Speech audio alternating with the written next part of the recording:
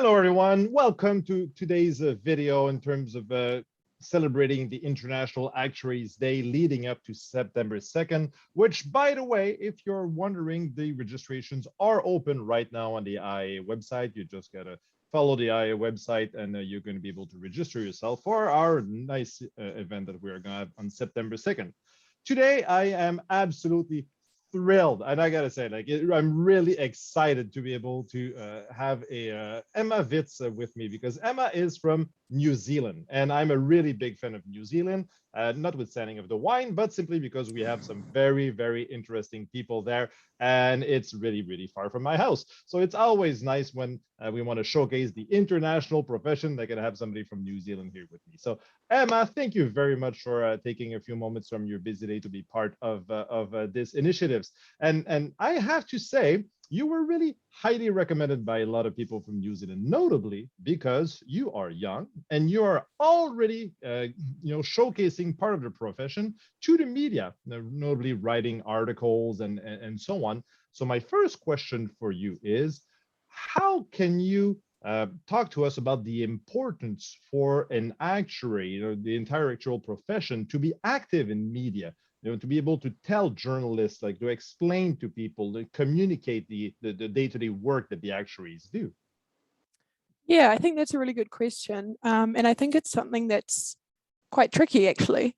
But at the same time, quite important, because obviously we do deal with very complex subjects, uncertainty, risk, often quite far into the future.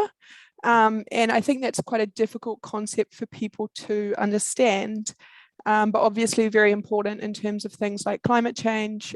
Even with COVID, that would be relevant. So I think developing those skills in terms of communicating with people in a way that they understand, but also being accurate and being informative, which I think is maybe an edge that we have as a profession over other people who might speak to the media about certain topics.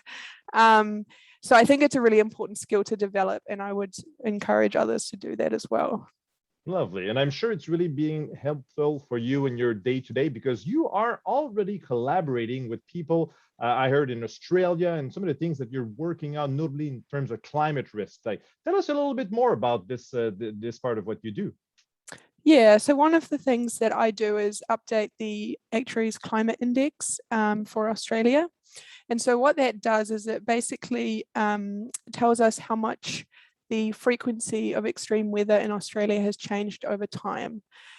So we do this calculation, and then we sort of put together a media release which looks at what's happened, what people on the ground have experienced, how that might be reflected in the index, and also how wider global trends in terms of weather systems and obviously changes to the climate play into that. So we really try and communicate risk as it's relevant for insurers, because we look at that extreme end of the distribution, but also combine that with with weather and kind of that understanding of global weather systems. Wow. I mean, that's you're already touching on so many things. And just for our viewers, you were telling me in our pre-interview that you're still studying, that is a lot of things on your plate. Tell us a little bit about how you can juggle work with all these things and then still studying at the same time. Honestly, sometimes it feels like I don't do a great job. But yeah, I think it's a case of, prioritizing and making sure that you're really focusing on the areas where you have the biggest impact or add the most value. And similarly, when it comes to studying, I'm always trying to think about, how do I maximize the time that I have? But yeah, to be honest, sometimes I do feel like, one of those areas is kind of getting short shrift, so to speak. Well, thankfully for you, you're usually a short distance from any type of beach in lovely New Zealand. So, and you know what, Emma, thank you so much for participating in the video today. For everybody watching, stay tuned for more videos. And of course, as I said, the registrations are open right now on our website for the event on September 2nd. Emma, thank you so much. Thank you for having me.